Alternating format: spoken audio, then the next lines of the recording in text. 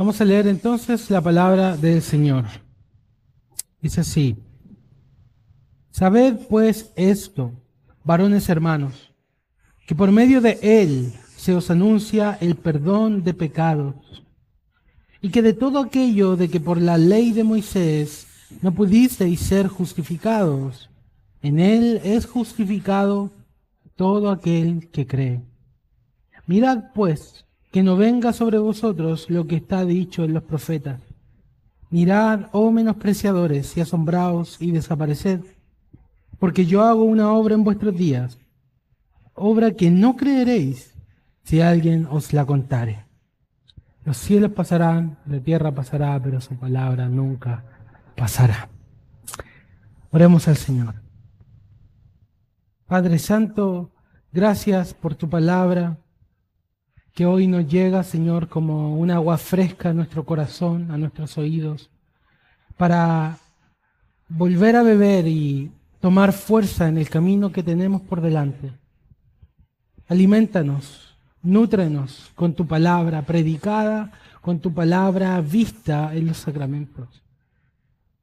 Señor, que podamos ver la gloria de tu Hijo Jesús y que podamos ser conformados a la imagen de aquel que nos amó y se entregó a sí mismo por nosotros.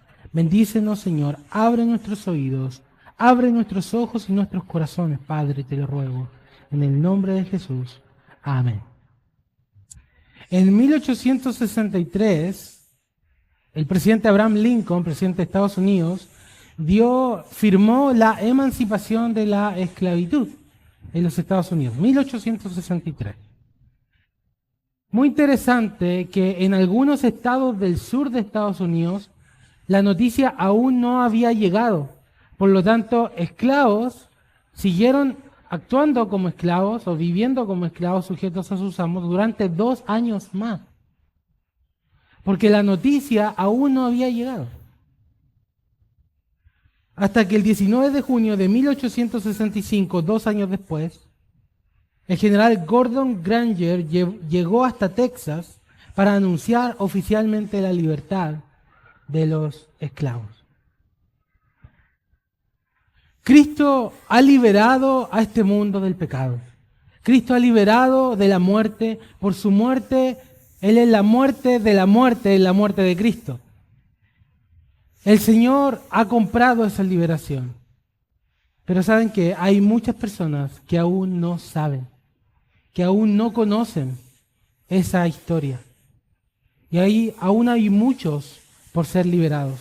Y esa es la historia de las misiones. La historia de las misiones son cristianos llevando las buenas noticias a lugares donde aún no se ha escuchado que alguien ha libertado de los pecados, de la muerte y del dolor. En Hechos capítulo 13 nosotros vemos el inicio de las misiones hasta lo último de la tierra. Y los apóstoles llegando hacia ciudades completas en necesidad, urgentes de escuchar de Jesús de Nazaret.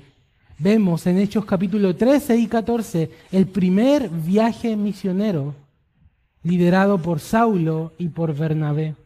Los apóstoles llegaron hasta Chipre, Antioquía de Pisidia, luego en el capítulo 14 llegan a Iconio y a Listra y hacen una especie de U por todo el Mediterráneo, recorriendo ciudades completas para predicar el Evangelio. Y me encantan estos relatos porque nos presentan la realidad de cómo son las cosas. Hay problemas, hay persecución, hay conflicto espiritual, hay conflicto incluso entre los mismos cristianos. Vemos de hecho cómo Juan Marcos en el camino abandona la misión. Eso pasa todo acá. Así que esto nos presenta un escenario bien realista de cómo es la misión, de cómo es llegar con esta noticia a los esclavos espirituales de que alguien ha comprado su salvación, de que alguien los ha liberado de ese estado. Entonces, desde Antioquía, que era, ¿no se recuerdan? Hechos capítulo 11, la iglesia se establece en Antioquía de Siria. Desde ahí, el Espíritu Santo envía a los apóstoles, envía a Saulo, envía a Bernabé a distintas ciudades, ¿no? Y vamos a ver hoy día esa historia. Ahora, ¿qué tiene eso que ver con lo que acabamos de leer? Justamente lo que acabamos de leer es la finalización del sermón de Saulo en Antioquía de Pisidia, en la última parte de su sermón. ¿Ya? Pero es necesario también ver algunas verdades anteriores, que obviamente yo no le puedo leer 40, 50 versículos, o sea, podríamos hacerlo, pero voy a ir explicándolo a medida que pasa, digamos, de manera breve. ¿Ya? Así que estos capítulos, desde capítulo 13 de Hechos hasta el final de Hechos, viene esta última sección del libro que es hasta lo último de la tierra. ¿Recuerdan? Jerusalén, Judea y Samaria y hasta lo último de la tierra. Y aquí es donde comienza, de hecho. Entonces, el sermón va a estar dividido en 3 grandes partes. Primero vamos a ver los primeros 3 versículos del capítulo 13 que nos hablan de cómo el Espíritu Santo envía la misión. Vamos a ver las características de la iglesia, etc. Luego veremos el conflicto espiritual que hay en la misión. Cuando uno va a predicar el Evangelio, hay conflicto inmediato con las fuerzas de las tinieblas. Eso lo vemos, lo que pasa en Chipre. Y finalmente veremos el sermón de Pablo, ¿ya? Y en esta finalización de estos versículos que leímos, veremos cómo él predica el Evangelio. Entonces tenemos enviados a la misión, conflictos en la misión y finalmente cuál es el mensaje de la misión. ¿Okay? Entonces partiendo ahí en los primeros versículos de Hechos capítulo 13, leemos que había entonces en la iglesia que estaba en Antioquía profetas y maestros, Bernabé, ya conocemos a Bernabé, Simón, el que se llamaba Níger, Lucio de Cirene, Manaén, el que se había criado junto con Herodes el tetrarca, y Saulo. La iglesia de Antioquía ha madurado. Fue evangelizada por cristianos anónimos, fue fortalecida por Bernabé, fue discipulada por Saulo. Pero ahora fíjense lo que nos presenta acá el texto en el primer versículo de Hechos 13, de que la iglesia ahora tiene nuevos líderes. Lucio, Manaén, Simón, y por lo demás un liderazgo bien diverso. Es como vemos a la iglesia de Antioquía en Hechos 13 y es como cuando vemos a un niño y le decimos, oye, pegaste un estirón. Pasa lo mismo con Antioquía. Antioquía pasó de ser una iglesia evangelizada, discipulada, ahora a tener un liderazgo ampliado y diverso, profetas y maestros, nos dice la Escritura. Y fíjense que el liderazgo es plural. Tenemos por un lado a Bernabé, un levita que era de Chipre, tenemos a Saulo, que era un ex fariseo. También tenemos a Simón, que se llamaba de Níger, que era alguien de raza negra, literalmente Simón el negro. Tenemos a Lucio de Cirene de la parte norte de África, probablemente un prosélito judío. Y a Manaén, que se había criado con Herodes el tetrarca, Herodes Antipas, el que mató a Juan el Bautista. Esta persona se había criado en la corte de Herodes y había creído en el Evangelio. Entonces fíjense la pluralidad del liderazgo que hay y estos nuevos líderes que se levantan en Antioquía. Así que la iglesia está madurando. Y nos dicen que eran profetas y maestros. Es decir, enseñaban ¿qué? La palabra del Señor. La Antioquía era una iglesia bíblica que vibraba con el Evangelio del Antiguo Testamento. Desde el Antiguo Testamento, recuerden ustedes que no había Nuevo Testamento en esta época, pero las escrituras eran las escrituras del Antiguo Testamento. Así que desde el Antiguo Testamento ellos estudiaban a Jesús. Y era una iglesia que tenía maestros, profetas que enseñaban la palabra del Señor. Y se consolida tangiblemente en el levantamiento de estos 3 nuevos líderes que nos dice ahí el versículo 2, que ministran al Señor y ayunan. Ministrando estos al Señor y ayunando. Es decir, son personas que adoran a Dios, que sirven a Dios. Antes de servir a los hombres, antes de servir a la iglesia, antes de servir a las comunidades, ellos ministran al Señor y ayunan. Esas son palabras que nos recuerdan que la iglesia y su liderazgo busca al Señor. Es una iglesia bíblica por un lado, pero por otro lado que tiene comunión profunda con el Señor. Estos líderes están sedientos de la presencia de Dios, buscando su rostro continuamente. Crecer en el conocimiento de Dios más de lo que ellos valoran su comida. Ayunan, buscando el rostro del Señor.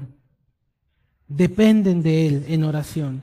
Entonces, mira esta comunidad, Antioquía, que está madurando. Una iglesia profundamente bíblica, que vibra con el Evangelio de las Escrituras. Una iglesia que busca al Señor y una iglesia que sirve. Donde las personas fueron llamadas a servir a Dios y se levantaron nuevos líderes. ¿Cuál será el resultado de una iglesia que busca al Señor, es bíblica y sirve? Está conectada con Dios. Está conectada con Dios. Hay una conexión profunda con el Señor, así que nos dice inmediatamente que en este contexto, en esta iglesia, en estos ingredientes, en esta olla de iglesia, por así decirlo, el Espíritu Santo habla y dice: apartadme a Bernabé y Saulo para la obra que los he llamado. Entonces, habiendo ayunado y orado, le impusieron las manos y los despidieron. Ellos entonces, enviados por el Espíritu Santo, descendieron, y ahí sigue el texto. Entonces, ¿qué nos habla esto? De que es Dios quien dirige la misión. Es Dios quien llama, es Dios quien aparta y es Dios quien dirige. Y la iglesia responde con ayuno y oración, imponen las manos y envían a estos hombres. Entonces, primera cosa que quiero llamar la atención acá. Antes de que la iglesia sea una iglesia misionera, Dios es un Dios misionero. No es la misión de la iglesia, finalmente es la misión de Dios. Dios ha sido el que primero ha tenido compasión en su seno y ha venido a buscar al ser humano.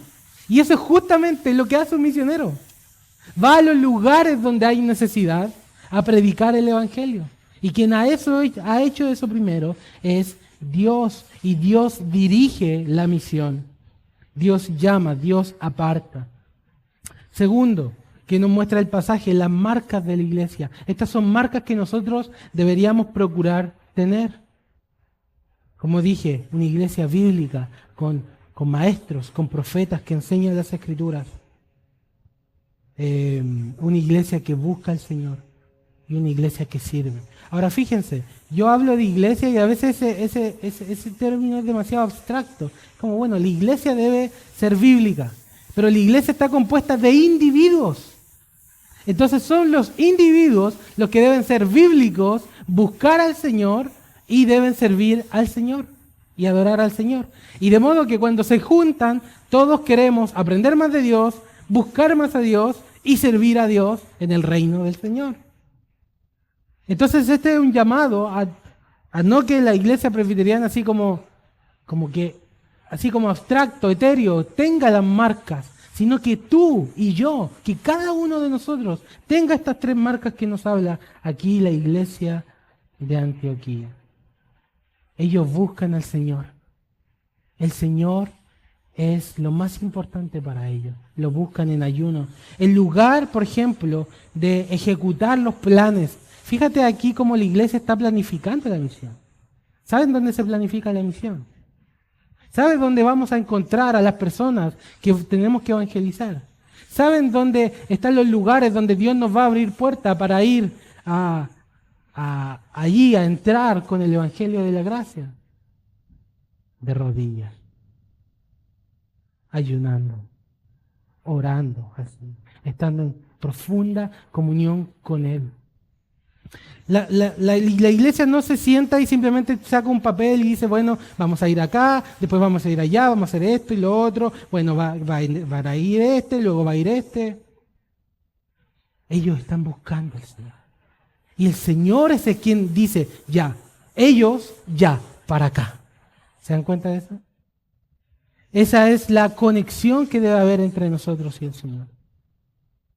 Y Pablo y Bernabé fueron enviados, fueron apartados para salir de la comodidad en la cual estaban. Era una iglesia próspera que estaba creciendo. Y yo creo que te imagines esto por un momento.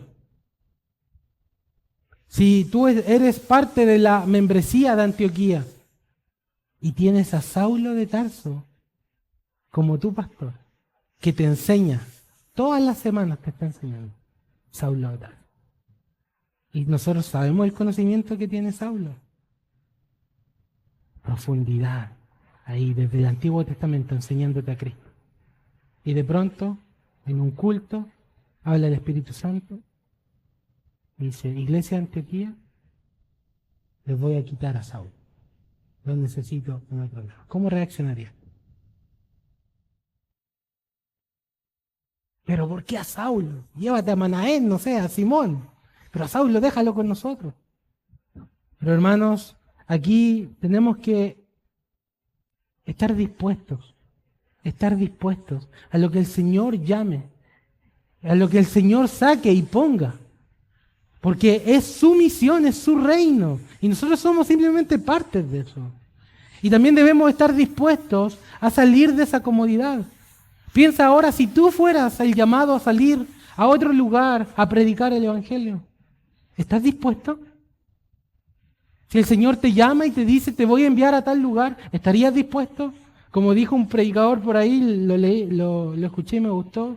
¿Estás dispuesto a poner tu vida como una hoja en blanco, ponerle tu firma al final y decirle a Dios, Dios, pon lo que tú quieras, que yo lo voy a hacer?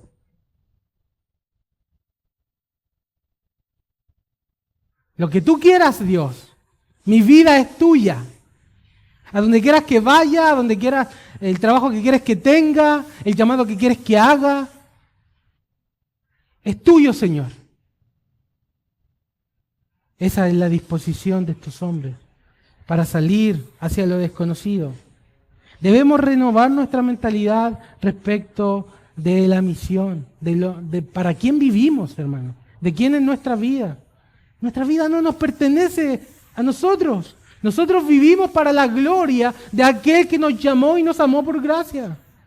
Si Él nos quiere en un lado, si Él nos quiere en otro, si Él nos quiere en un trabajo, si Él nos quiere en una ciudad, es su voluntad. Nosotros debemos estar dispuestos a hacer eso, buscar su gloria donde quiera que el Señor nos llame. Por último, fíjate en esto, que es el Espíritu Santo quien envía a los apóstoles. Pero nos dice el versículo 3 que es la iglesia la que ora, impone las manos y los despide. O sea, la iglesia los envía a través de la dirección del Espíritu Santo. No existe tal cosa como yo voy a ir a tal lugar por mi propia voluntad. No existen los pastores ni los misioneros autoasignados. No existe eso. Siempre está en conexión con una iglesia local. Es la iglesia la que reconoce a través del Espíritu Santo y llama y envía. Eso ocurre con diáconos, eso ocurre con presbíteros, ocurre con pastores, ocurre con el llamado que la iglesia hace. Pero es el Espíritu Santo al final el que envía. Así que, ¿estarías dispuesto, si el Señor te llama, a salir? ¿Estás dispuesto hoy a donde el Señor te ha puesto? Y Él te está llamando a esos lugares, a predicar su palabra, a salir de la zona de confort. Y eso es lo siguiente que veremos. Que predicar su palabra y estar en la misión es salir de la zona de comodidad. Y de inmediato viene conflicto. Y eso es justamente lo que vemos en los siguientes versículos. Ellos, enviados por el Espíritu Santo, desde el versículo 4, descendieron a Seleucia y de ahí navegaron a la isla de Chipre. Llegaron a Salamina, que está en Chipre, y anunciaban la palabra de Dios en la sinagoga de los judíos. Tenían a Juan Marcos de ayudante. Habiendo atravesado toda la isla hasta Pafos, hallaron a cierto mago, falso profeta judío, llamado Bar Jesús, que estaba con el procónsul Sergio Paulo, varón prudente, llamando a Bernabé y Saulo, deseaba oír la palabra de Dios. ¿Cuántas veces te has encontrado con una persona así? Deseo oír lo que tú me tienes que decir. Pero fíjate lo que pasa. Versículo 8. Pero le resistía Elimas, el mago, pues así se traduce su nombre, procurando apartar de la fe al procónsul. Hermanos, en el momento en que nosotros nos disponemos a la guía del Espíritu Santo, en el momento que nos disponemos a la misión, porque la misión no es solamente salir de Ancud e ir para otro lado, hacemos misión aquí también. La misión es ir y predicar el Evangelio. Pero en el momento que nos disponemos de hacer eso, las fuerzas espirituales se levantarán contra nosotros. Téngalo, hermano, téngalo apercibido. Fíjate que Elimas o Bar Jesús era un mago. Y acá la palabra que se traduce como mago es un hechicero. Es decir, era una especie de brujo. Era alguien que practicaba las artes oscuras, que estaba en contacto con espíritus de demonios.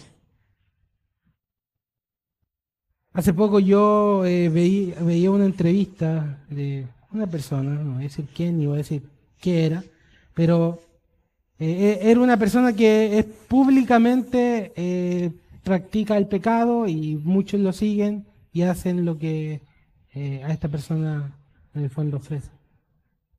Y cuando veía esa entrevista, esta persona hablaba de que tenía una conexión espiritual con algunos dioses.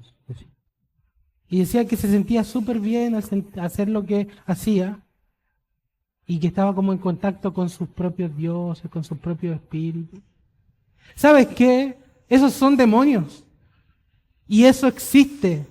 Y está. El ocultismo sigue practicándose el día de hoy. En el momento en que nosotros no estamos sujetos al Dios de la gloria, nosotros estamos sujetos a otro reino. Y te digo que vas a llevar el Evangelio y eso se va a manifestar y eso va a haber un conflicto espiritual. Es así. Los apóstoles llegaron a Chipre y de inmediato, la primera región donde fueron a predicar, resistencia satánica. Una imagen bien realista de lo que es la misión. Resistencia, las fuerzas espirituales levantándose. Es así. Cuando anunciamos el Evangelio, no es mera palabrería. ¿Saben qué? Es una declaración de guerra y guerra espiritual contra las fuerzas de las tinieblas.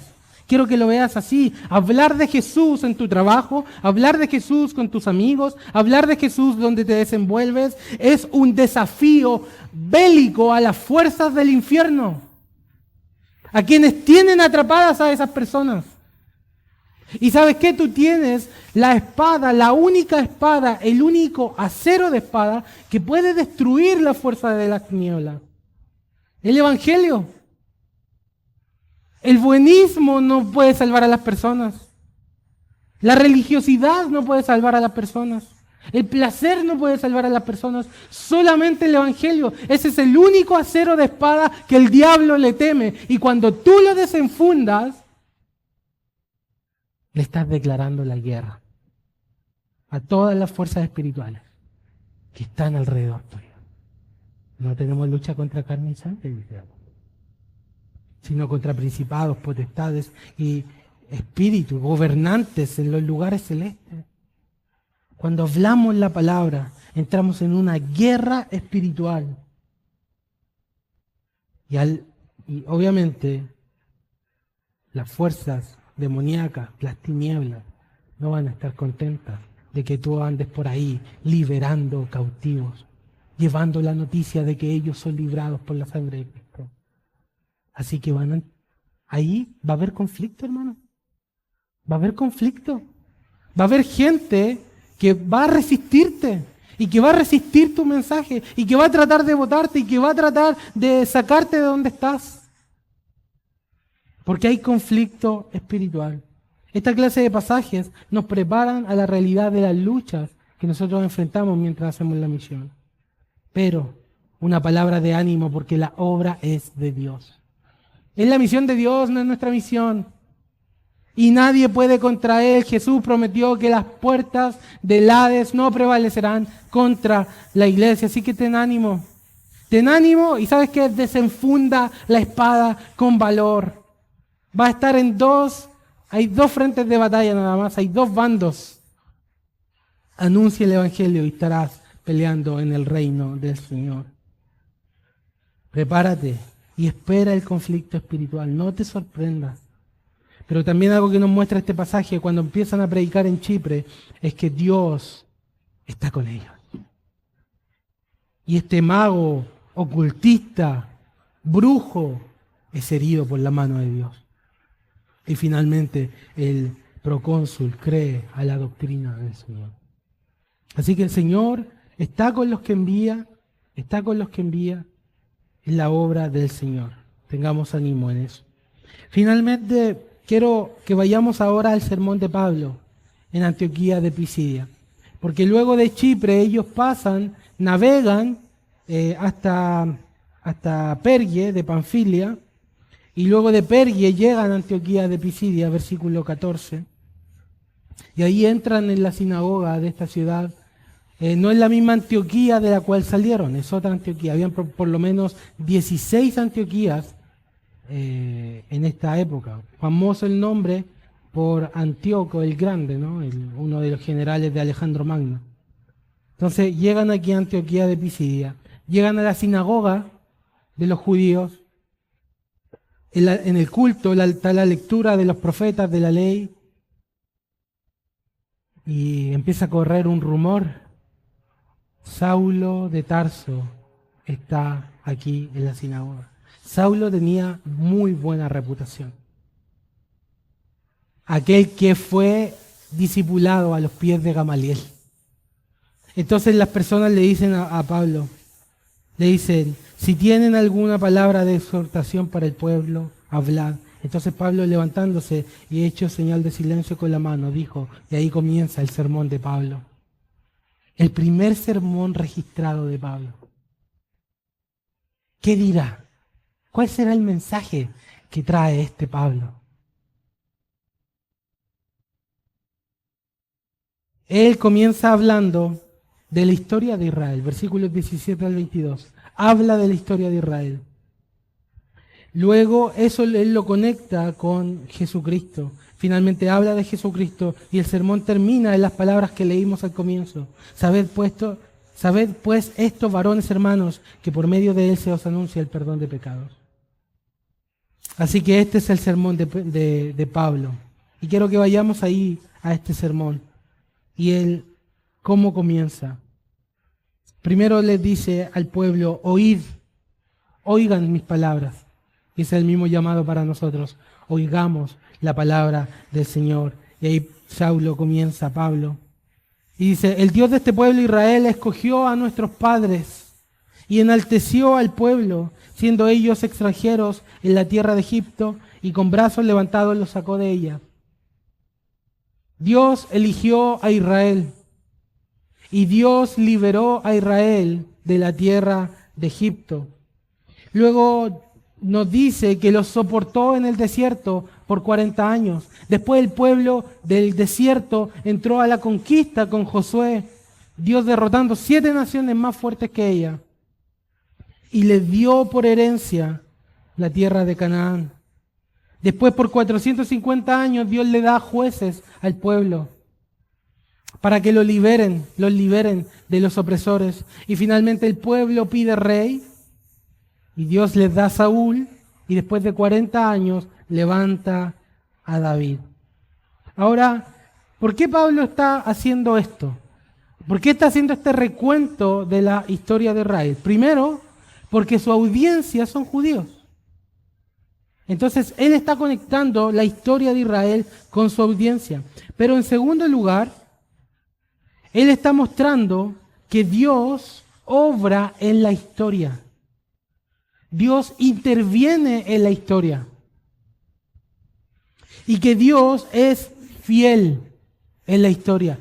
Y todo lo que habla de Egipto, el desierto, Canaán, los jueces, etc., Es Dios quien interviene, Dios los saca con brazos librados, Dios los soporta en el desierto, Dios les da jueces, Dios les da la tierra, Dios les da rey, y todo el rato es Dios, Dios, Dios. El protagonista de la historia es Dios. Y Dios es quien interviene, y Dios es quien es fiel, y la gracia de Dios es el hilo conductor en toda la historia de Israel.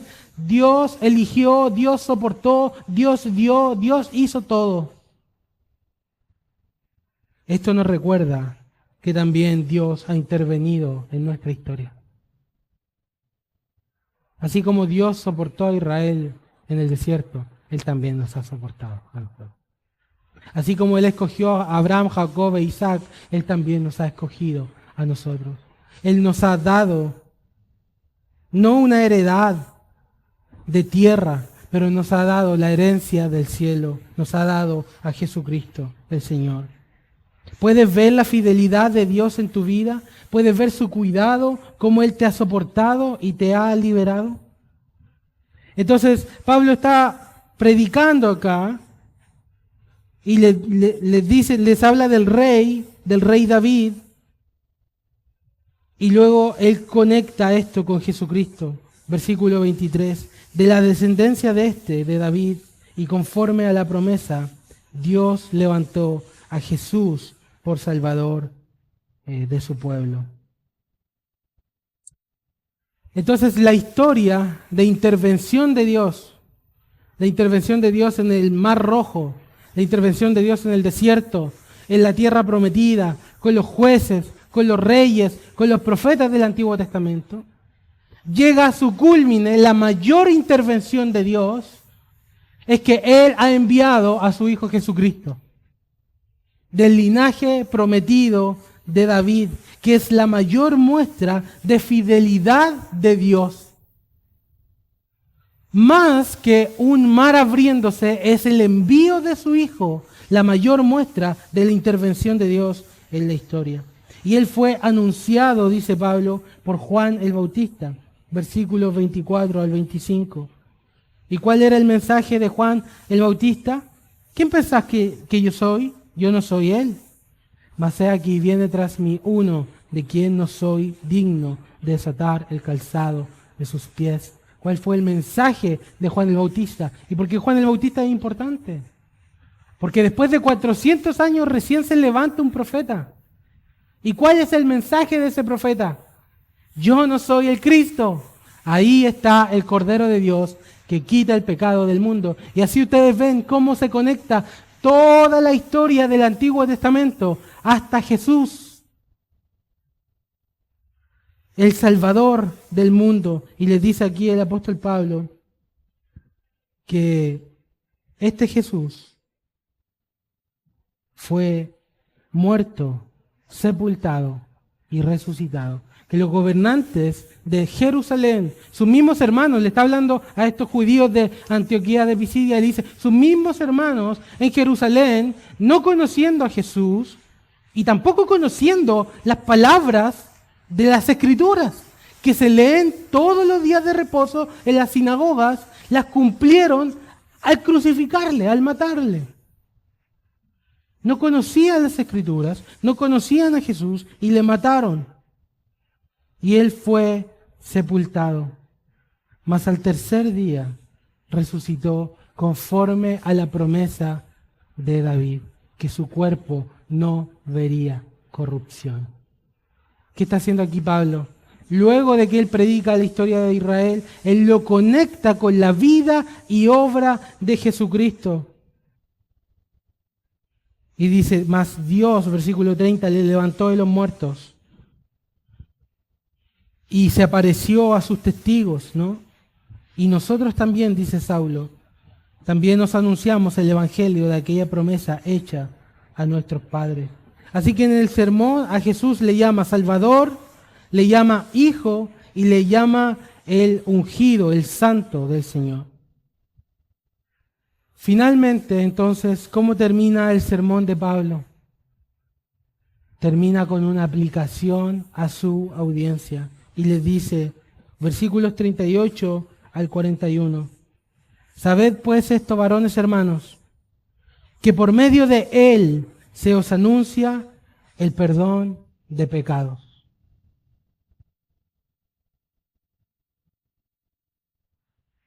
El gran problema de la humanidad no es que necesitamos consejos para ser mejores.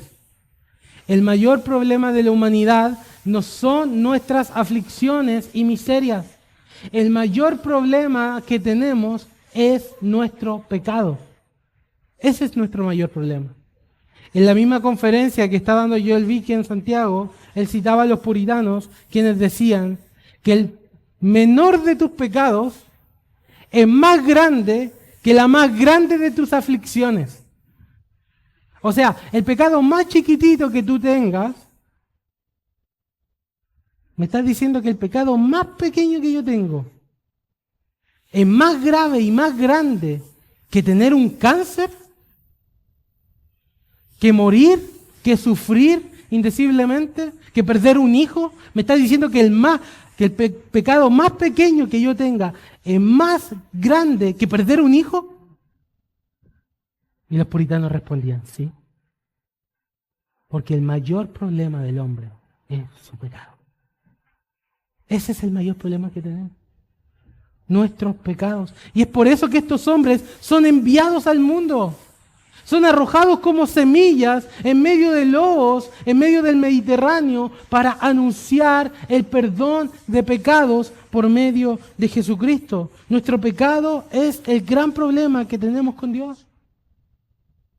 Cada uno de nosotros aquí, nuestro mayor problema no es que no estoy en el trabajo que merezco, o no es que estoy enfermo.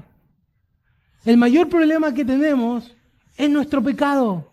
El pecado es rebelión contra Dios. Rebelión activa contra Él. El pecado es errar al blanco. Es no apuntar al mandamiento directo de Dios y errar. Es ser imperfectos. El pecado es transgresión de la ley. El pecado es deuda. Una deuda que adquirimos con Dios. Desde lo más pequeño a lo más grave que hemos hecho. Y esa es un poco cómo conecta Pablo también la historia de Israel. Desde los días de Israel y a través de la historia de la raza humana hasta nosotros, la historia es la misma. Pablo no lo menciona en su historia de Israel, pero Dios tuvo que soportar al pueblo en el desierto. Que justamente ustedes ven el desierto y hay murmuración tras murmuración, descontento tras descontento. La tierra, la conquista de la tierra, también estuvo plagada de pecados como el de Acán. Luego los jueces, ¿por qué rayos se levantaba un juez en primer lugar? Porque el pueblo se apartaba de Dios y el Señor tenía que enviar a alguien a que le librara al pueblo. La historia de la raza humana es una historia de rebeldía, es una historia de pecado. Entonces también esta es nuestra historia y es nuestro gran problema. Es el problema que tenían esos judíos en Antioquía de Pisidia. Mírenme a mí, por favor, mírenme a mí, hermanos. Esto es más importante. Las personas de Antioquía de Pisidia tenían un gran problema con Dios. Y nosotros también tenemos un gran problema esta mañana. Y ese problema es nuestro pecado. Desde nuestra niñez hasta el día de hoy hemos pecado. Hemos pecado en orgullo. Hemos pecado en vanagloria. En tener una imagen demasiado elevada de nosotros mismos. Hemos pecado en vidas hedonistas y egoístas, siempre centrados en nuestros deseos. Hemos pecado en idolatría. No, hemos tenido otros dioses ajenos delante del Señor. Y eso es grave para Él. Es grave para Él, hermanos. Tener otros dioses a los cuales adoramos. Otras cosas a las que le rendimos nuestro corazón. Cuando no buscamos a Dios, cuando no oramos ni amamos nuestras Biblias, pecamos contra el Señor. Cuando sabemos hacer lo correcto en una situación y no lo hacemos, nos rehusamos a obedecer al Señor. Pecamos contra Él. Cómo usamos nuestra lengua, cómo usamos nuestros pensamientos, hacia dónde se dirigen nuestros ojos. Rebelión, pecado, imperfección. Ojos llenos de lujuria, lengua engañosa y mentirosa, un corazón insatisfecho y constantemente codiciando lo que no tiene. Aquello de lo que el Señor nos ha prohibido hacer. Profanamos su día. Nos enojamos e insultamos a nuestro prójimo. Pero aún más terrible que todo eso, no amamos a Dios con todo nuestro corazón.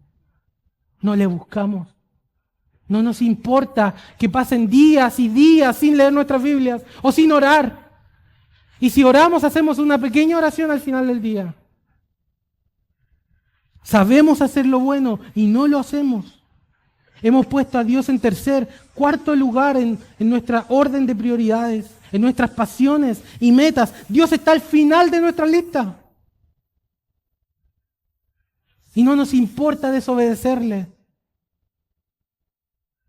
Hemos sido hipócritas. Hemos presentado adoración superficial. Hemos cantado sin sentir en el corazón de que Dios es mi Rey. Lo hemos dicho con nuestros labios y no lo decimos en nuestros corazones. Pero en secreto tenemos otros dioses. Este es el mayor problema que tenemos. Nuestro corazón se ha alejado incontables veces de Dios y se lo hemos dado a un ídolo. Repasa la ley de Moisés, repasa los 10 mandamientos, repasa los grandes resúmenes del deber del hombre hacia Dios y verás que en cada punto has fallado. Hemos fallado. Hemos pecado de comisión, hemos pecado de omisión, hemos pecado en obras, en palabras, en pensamientos y en motivaciones. Oh alma mía, ¿cómo escaparemos de esta gran deuda que tenemos con el Dios Santo? Es una gran deuda, hermanos. Dios odia el pecado. ¿Has contemplado en un vistazo el trono santo de Dios? ¿Has visto a las criaturas celestiales alrededor del trono decir, santo, santo, santo? ¿Has sentido en tu alma el peso de tu inmundicia? ¿O simplemente dices, sí, todos somos pecadores? Es cierto, errar es humano. ¿Has sentido en tu alma estar delante de este Dios sublime, magnífico, glorioso, santo? Y ese clamor en tu interior, miserable de mí, soy imperfecto, soy rebelde, busco mi gloria. Ay de mí que soy inmundo. No estoy hablando simplemente de algo intelectual. Estoy hablando de algo que pasa en lo más íntimo de tu corazón. ¿Sabes que eres falto? ¿Lo sientes? Más importante aún, ¿sientes que eres falto delante de Dios?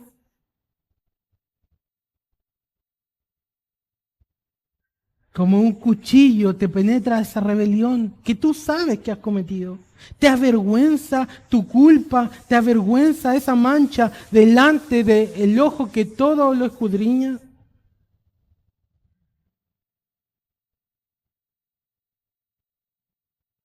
¿Cuál es el trabajo de la misión? ¿Cuál es el trabajo de los que llevan el mensaje? Decir esto. Sepan una cosa, querido, que hoy se les anuncia el perdón de todas sus deudas. No por ustedes mismos, no es su nombre, no son sus obras, pero hay solamente una persona que puede borrar todos tus pecados. Hay solamente un hombre que te puede limpiar y no es el tuyo. Solo hay un medio y no son tus obras. Solo hay una persona, su nombre es Jesucristo. ¿Sabed esto, hermanos? Que por medio de Él hoy se nos anuncia en esta congregación, así como 2000 años atrás se anunció en una sinagoga de Antioquía de Pisidia, que por medio de Jesucristo de Nazaret, toda tu deuda puede ser cancelada. Todos y cada uno de esos pecados pueden ser borrados en un instante, solamente por medio de Él, liberado de esa terrible carga de culpa, vergüenza y condenación. Dios quita el pecado y lo echa a lo profundo del mar. No se acuerda nunca más de Él y lo saca por completo de su vista. Y qué gloriosa es la doctrina del perdón de nuestros pecados, porque ese es nuestro mayor problema que tenemos. Así que lo que más necesitamos esta mañana no es un sermón motivacional. Lo que más necesitamos esta mañana es escuchar que Dios nos perdona solamente en Cristo. Es el anuncio del perdón de nuestros pecados. Pero Él no solo remueve los pecados. Fíjate yo todo lo que he descrito del pecado. ¿Cuántos pecados tú tienes? ¿Puedes contar? ¿Puedes contar cuánta mancha, carga, deuda tienes? Para cada uno de nosotros es incontable. Entonces, imagínate que todo ese pecado es quitado de ti, te es quitada esa carga. Ahora, no te es quitada y evaporada, te es quitada y es puesta en Cristo, nuestro Salvador, por medio de Él. Ahora, la tuya, la mía y la de todos los escogidos, de todos los tiempos, y ahí puedes tener un vistazo de cuánto pecado cargó Cristo en la cruz, a tal punto de que los apóstoles continuamente dijeron que Él fue hecho maldición en la cruz y de que fue hecho pecado en la cruz. Pero eso no resuelve todo el problema, porque si Él te quita simplemente el pecado y perdona tus pecados, aún tú no has hecho absolutamente nada para ganar la bendición y la justicia de Dios, ¿no es cierto? No eres merecedor del cielo, simplemente eres inocente. Es como el perdón de pecados es simplemente que te quitan todo, pero quedas en blanco. Eso es el perdón de pecados. Te da inocencia, pero no justicia. Y el gran problema del hombre que el hombre tiene, es el problema con su injusticia, con su pecado. Pero fíjate aquí lo que dice el texto al final, versículo 39. Que de todo aquello de que por la ley de Moisés no pudisteis ser justificados, en Él es justificado todo aquel que cree. Dios no solo quita tus pecados, pero te regala una justicia perfecta, un banco de méritos blanco, sin ninguna mancha, una justicia inmaculada e inmarcesible. Esa justicia no llega a través de tus obras, como cree el catolicismo romano. Y como que creen, de hecho, muchas iglesias, aunque se denominan evangélicas. Dios no perdona tus pecados y te da una cuenta en blanco para que tú construyas tu propia justicia desde ahora en adelante. No. Dios te quita tus pecados, pero te regala una justicia perfecta que Él te recibe solo por gracia, no por lo que tú hayas hecho, pero por lo que Cristo hizo por ti. Esa es su justicia. Y no llega esta justicia a través de las obras de la ley de Moisés. Es lo que dice acá el versículo 39. Todo aquello que por la ley de Moisés no pudisteis ser justificados, no puede ser justificado a través de los mandamientos. No puede ser justificado a través de la ley, a través del comportamiento. Es imposible. Cuando nosotros leemos la palabra y los mandamientos de Dios, si tú estás constantemente leyendo la palabra de Dios y diciendo, esto es lo que debo hacer, esto es lo que debo hacer, esto es lo que debo hacer, esto es lo que debo hacer, ¿sabes qué? Te vas a transformar en un fariseo. La primera reacción que debemos tener al leer la palabra de Dios no es esto es lo que debo hacer, es esto es lo que no he hecho. Esta es mi deuda. Y eso, la ley me lleva a Cristo. La ley me empuja a examinarme y decir, yo no he podido cumplir esta ley, ni tampoco podré. Solo Cristo es mi justicia. La ley nos debe llevar a Jesucristo. La ley no nos debe llevar a pensar que nuestro comportamiento es lo que nos va a hacer aceptos delante de Dios. Eso solo engendra orgullo y fariseísmo en nuestro corazón. Y solo nos hará creernos mejor que otras personas. Ay, yo guardo el día de reposo, no como el otro. Ay, Señor, gracias porque yo sí doy diezmo. Ay, Señor, gracias porque yo hago esto y esto y esto. Es realmente increíble saber que muchas iglesias y muchas personas dentro de la iglesia, yo espero que esta no sea una de ellas, se les pregunta, ¿qué pasa si te mueres hoy y te enfrentas con Dios? ¿Por qué te vas? ¿Por qué Él te dejaría entrar al cielo? La mayoría de las respuestas, incluso entre personas dentro de la iglesia, es, porque me he comportado bien, soy una buena persona. Es que no se entiende nada, hermanos, de lo que es el pecado y de lo que es la justificación y la salvación por gracia. No se puede a través de la ley de Moisés, no se puede. Es imposible. Ningún ser humano será justificado a través de la ley de Moisés. Nadie. Si la ley pudiera dar vida, Cristo no hubiera venido. Nada más Dios tendría que darnos el consejo de decirnos, esfuérzate más, sé mejor persona, arregla tu vida. Pon un poquito más de empeño. Pero nosotros no necesitamos un buen consejo, necesitamos una buena noticia de alguien que lo ha hecho por nosotros. Eso es el Evangelio. Por medio de Cristo se te anuncia el perdón de pecados y de todo aquello que no puedes ser justificado por medio de tu comportamiento ni de tus obras. En Él es justificado todo aquel que cree. Es gratis. Y es solo creer, es recibirlo nada más. Es recibirlo y entonces se te da una justicia perfecta y se te quita el pecado por completo. Fíjate lo que dice la pregunta 33 del Catecismo Menor de Westminster, definiendo lo que es la justificación. ¿Qué es la justificación? La justificación es un acto de la libre gracia de Dios, mediante la cual Él perdona todos nuestros pecados, Él saca todos nuestros pecados, pero también nos acepta como justo ante sus ojos. Lo que pasó en la cruz fue la gloriosa doctrina de la sustitución.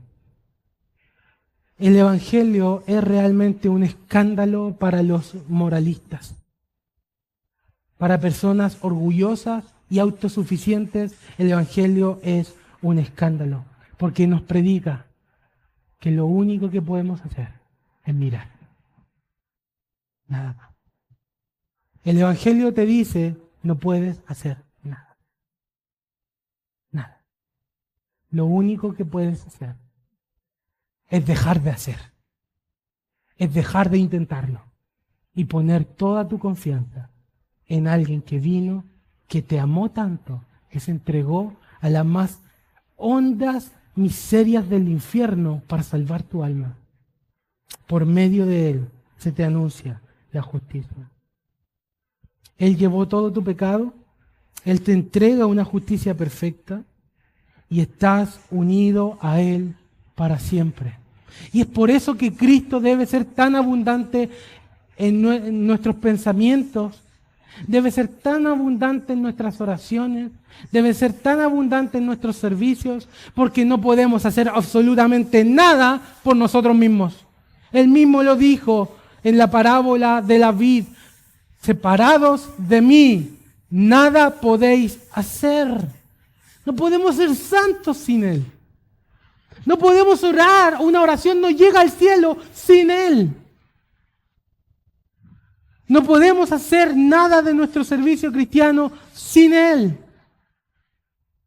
Necesitamos a Cristo en toda nuestra vida, mañana, tarde y noche debemos continuamente recordar de que somos aceptos solo por su justicia y por nada de lo que nosotros hagamos. Es solo por medio de Él, dice aquí el apóstol. Él lo resume, el mismo apóstol Pablo resume estos 2 versículos en su carta a los Romanos cuando dice, pero ahora, aparte de la ley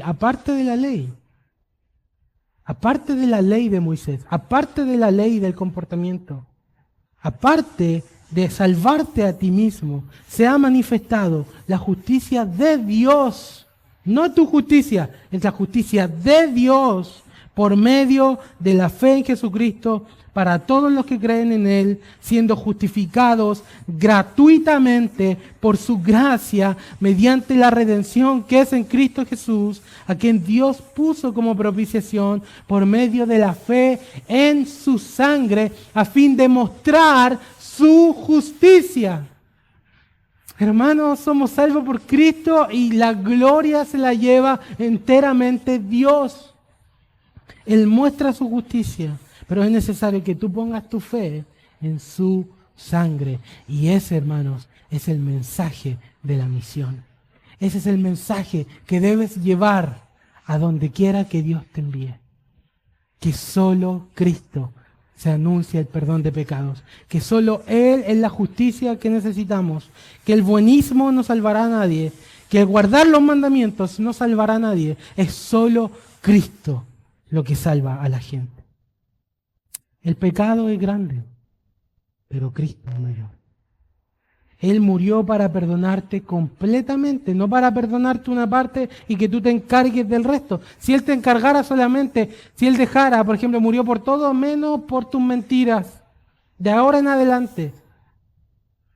Y te va a recibir en el cielo solo si no mientes.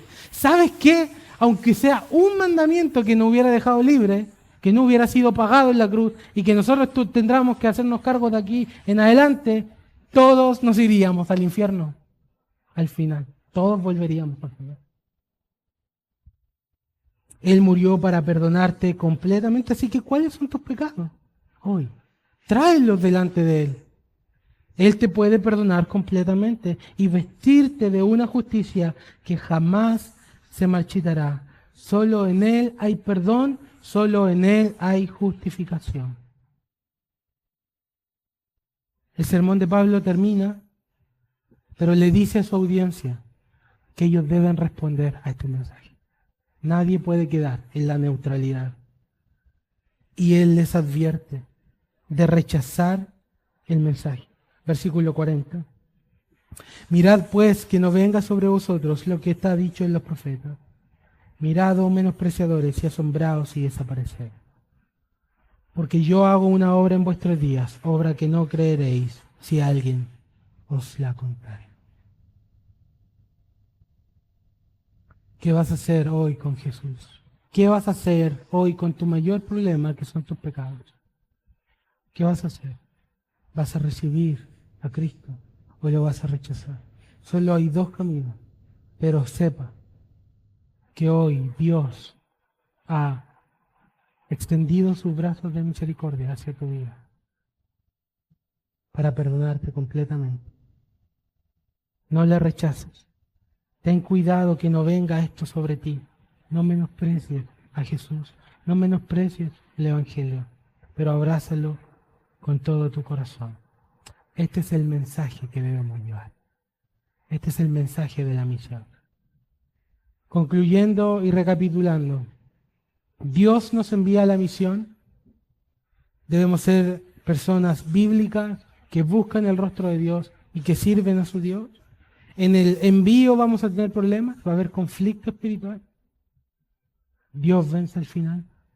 Y lo que debemos hacer es llevar este mensaje, el mensaje de Jesús, a donde quiera que estemos. Tengamos un momento de oración y de clamor a nuestro Padre. Oremos.